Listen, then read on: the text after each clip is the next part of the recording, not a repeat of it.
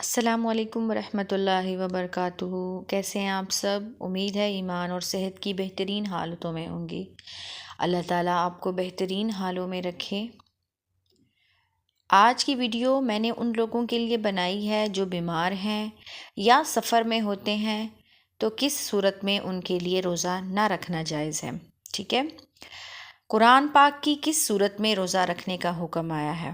تو قرآن پاک کی سورہ بقرہ آیت نمبر 183 سے 185 تک، اے ایمان والو، تم پر بھی روزہ رکھنا فرض کیا گیا ہے جیسے کہ فرض کیا گیا تھا تم سے پہلوں پر، تاکہ تمہارے اندر تقوی پیدا ہو جائے۔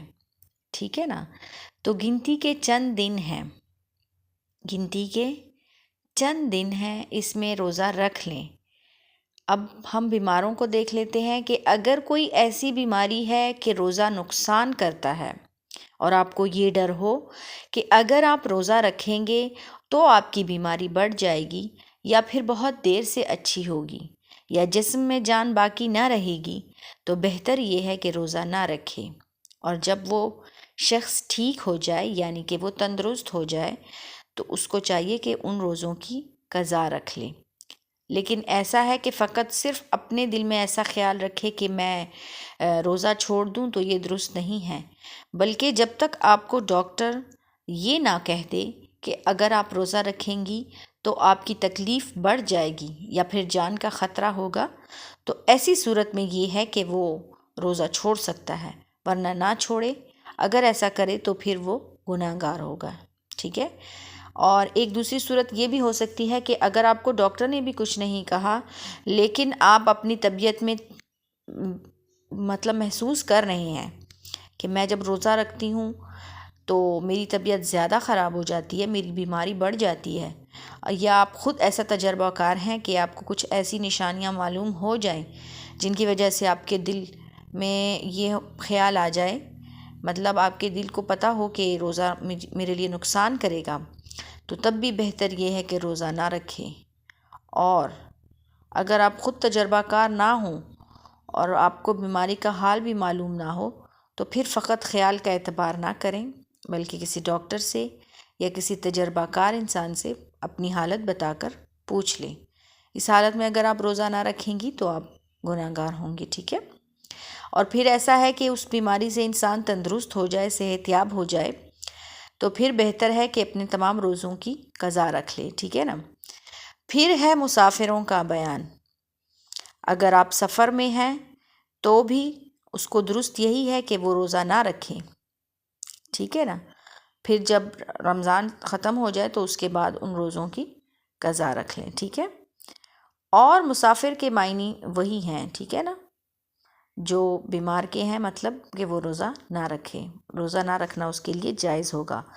پھر ایک دوسری صورت ہوتی ہے کہ اگر آپ سفر میں ہیں اور آپ کو روزے سے کوئی تکلیف بھی نہیں ہو رہی، مثال کے طور پر آپ ریل پر سفر کر رہے ہیں اور آپ کا یہی خیال ہے کہ آپ شام سے پہلے گھر پہنچ جائیں گے اور آپ کے پاس ہر چیز بھی اویلیبل ہے، تو پھر ایسا ہے، بہتر یہی ہے کہ آپ وہ روزہ رکھ لیں، اور اگر روزہ نہ رکھیں تو قضا کر لیں، تب بھی کوئی گناہ نہیں ہے۔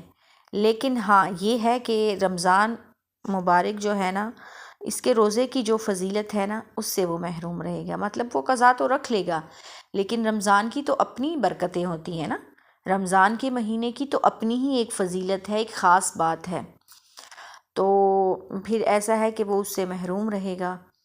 اور اگر راستے میں روزے کی وجہ سے تکلیف اور پریشانی ہو تو اس میں پھر بہتر یہی ہے کہ وہ شخص روزہ نہ رکھے۔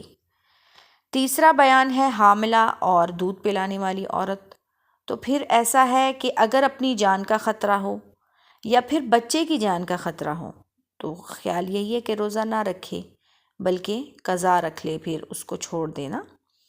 یعنی کہ اگر آپ بچے کو دودھ پلاتی ہیں تو اس کی وجہ سے اگر چھوٹا بچہ ہے نا، وہ چھوٹا بچے تو ایسے ہوتے ہیں کہ وہ ماں کے دودھ کے علاوہ اور کچھ بھی نہیں کھا سکتے نا، تو پھر ایسی حالت میں یہی درست ہے کہ وہ روزہ نہ رکھے، کیونکہ پھر بچے کو دودھ کی کمی کا خطرہ ہوگا اور یہ ہے کہ بچے کی جان کو بھی خطرہ ہو سکتا ہے۔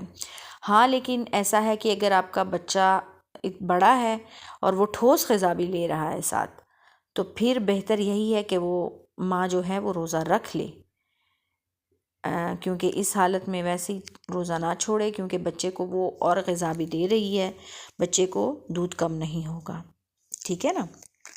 تو ایسا ہے کہ جب اگر آپ روزہ چھوڑ دیں کسی وجہ سے، یعنی آپ سفر میں ہیں یا آپ بیمار ہیں یا پھر آپ بچے کو دودھ پلا رہی ہیں یا آپ حاملہ ہیں، تو پھر بہتر یہی ہے کہ جیسے ہی وہ تندرست ہو تو وہ پھر ایسا ہو کہ وہ روزہ رکھ لیں، ٹھیک ہے۔ اور پھر ایک ہے کہ اس کا فدیہ کیا ہوگا۔ اب ایسا شخص ہے، کوئی ایسی بیماری ہے، یعنی کہ وہ بہت بوڑھا ہو گیا ہے، اتنا بڑھاپا ہو گیا ہے کہ اس کو روزہ رکھنے کی طاقت نہیں رہی ہے، یا پھر اتنا بیمار ہے کہ اچھے ہونے کی بھی امید نہیں رہی، یعنی کہ تندرست ہونے کی کوئی امید ہی نہیں رہی ہے، اور روزہ رکھنے کی بھی طاقت نہیں ہے، تو پھر چاہیے کہ روزے قضا نہ رکھے، ٹھیک ہے، بلکہ ہر روزے کے بدلے ایک مسکین کو صدقہ فطر کے برابر غلہ دے دے، یا صبح و شام پیٹ بھر کے اس کو کھانا کھلا دے، ٹھیک ہے نا۔ تو شرع میں اس کو فدیہ کہتے ہیں۔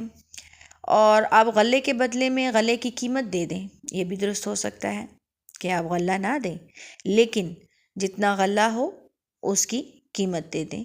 غلہ کتنا دینا ہے؟